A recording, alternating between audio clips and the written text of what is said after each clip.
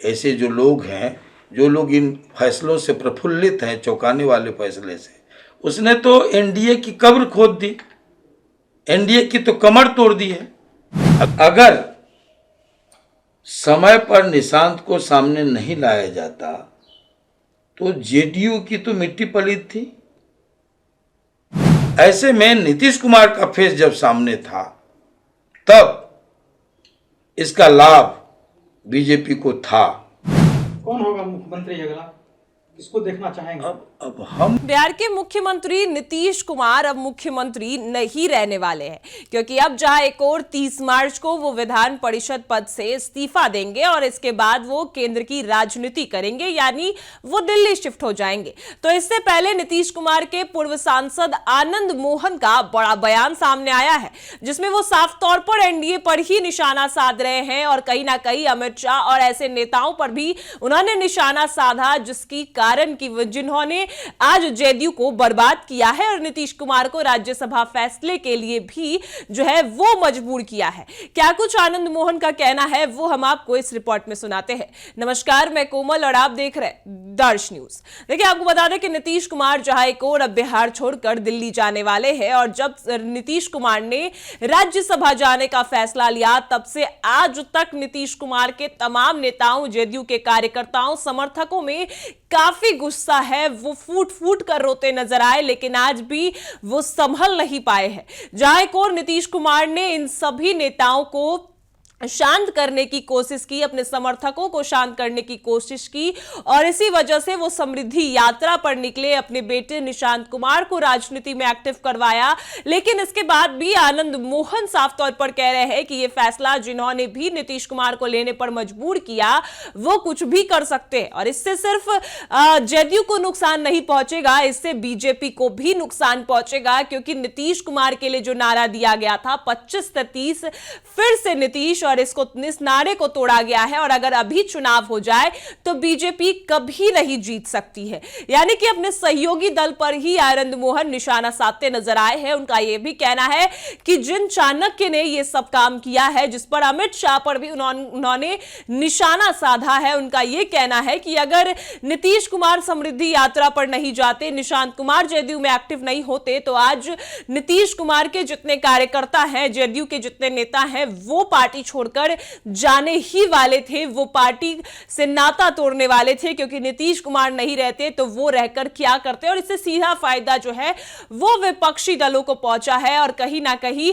भाजपा को भी बड़ा नुकसान होने वाला है। क्या कुछ आनंद मोहन का कहना है, पहले हम आपको उनका बयान सुनाते हैं। स्वयं का जो सोशल मीडिया पर आया उनका स्वयं का है या प्रायोजित, इस पर भी संशय है। क्या लग रहा है, कोई दबाव है उनके ऊपर जिसके कारण वो राज्यसभा जा रहे हैं?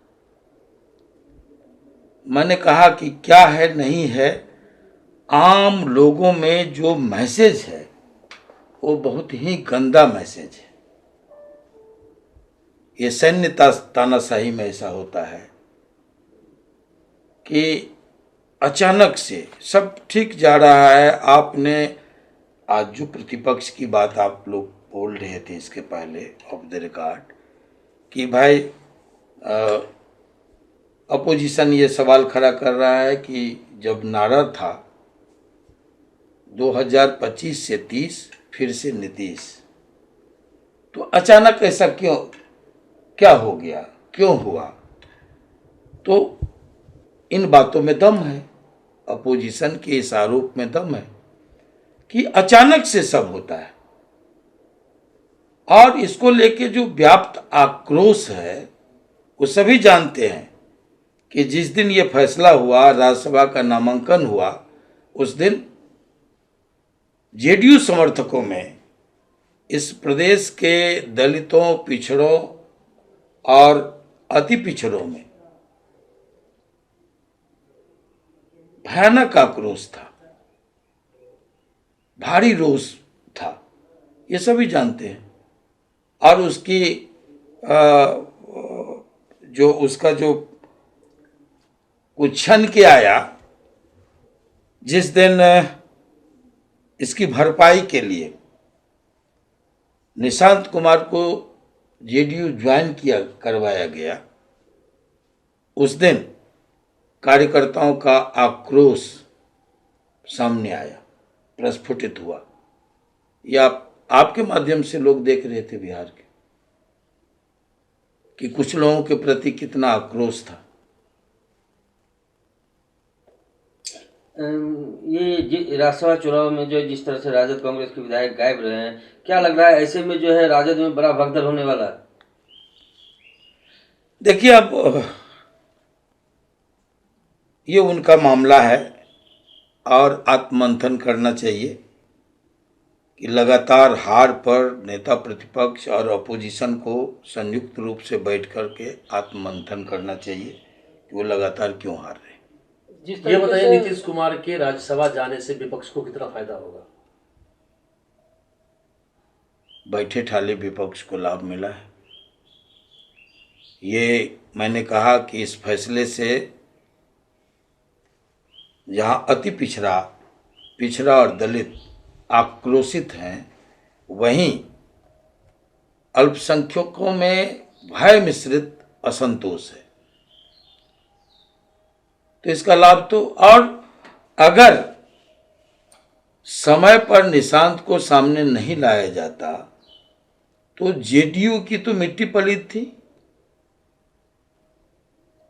और उसी के साथ अगर समृद्धि यात्रा पर नीतीश कुमार जी नहीं निकलते तत्काल तुरंत फौरन, तो मैं समझता हूं कि इस आक्रोश को और हवा मिलती।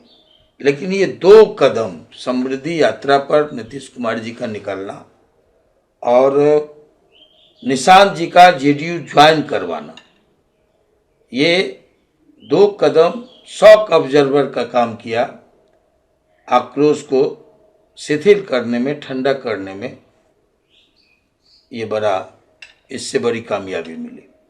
कौन होगा मुख्यमंत्री अगला, किसको देखना चाहेंगे?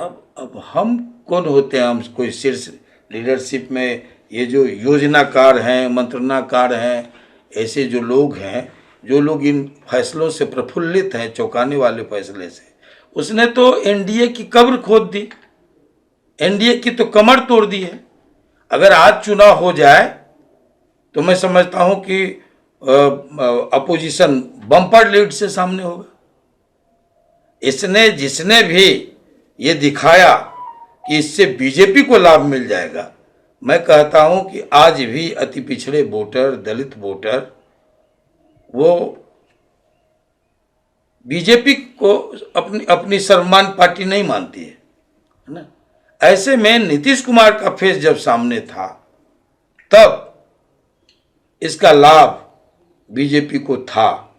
लेकिन आज जिस तरह से बीजेपी को इन वर्गों में विलेन बनाया गया, योजनाकार और मंत्रणाकारों द्वारा, कथित चाणक्यों द्वारा, इससे तो जेडीयू को नुकसान हुआ। जेडीयू तो, हमने कहा कि 2 फैसले नहीं होते तो जेडीयू समाप्ति के कगार पर था। लोग भागने लगे थे। अब लोग देखने लगे थे कि हमको कहाँ जाना है। नीतीश कुमार जी के बाद लोग मान चुके थे कि नीतीश कुमार जी को जिस तरह से दिल्ली भेजा जा रहा है, क्या है? जिंदगी में दर्जनों लोगों को राज्यसभा नीतीश कुमार जी ने भेजा है। मुख्यमंत्री को छोड़ के राज्यसभा और जो तर्क दिया जा रहा है, ये तो अजूबा तर्क है भाई, कि चारों सदन में वो अपनी उपस्थिति चाहते थे। किसको समझा रहे? राजनीति का जो ककाहारा जानता है वो भी जानता है, ये डिमोशन है। तो जिन लोगों ने ऐसा किया, वो न केवल जेडीयू को नुकसान किया है, कालांतर में इसका खामियाजा बीजेपी को उठाना पड़ेगा। जिस तरह से मुख्यमंत्री हर एक सभाओं में समृद्धि यात्रा के दौरान सम्राट चौधरी को आशीर्वाद दिए हैं, क्या लगता है मुख्यमंत्री का चेहरा वो बन पाएंगे क्या? मैं ये कह रहा हूं कि अभी अगर बीजेपी का मुख्यमंत्री बनना है तो जो आक्रोशित वर्ग है, उस लवकुश समाज में से मैं मानता हूं कि सम्राट चौधरी बेहतर विकल्प है। जिस तरह से चेतन जी बोले 14 विधायकों के साथ जो निशांत जी मुख्यमंत्री जी हो सकते हैं, मैं आपको बताऊं कि अभी भी इसकी भरपाई करनी है तो उप मुख्यमंत्री क्या होता है। मैंने कई बार कहा कि उप मुख्यमंत्री का मतलब चुप मुख्यमंत्री।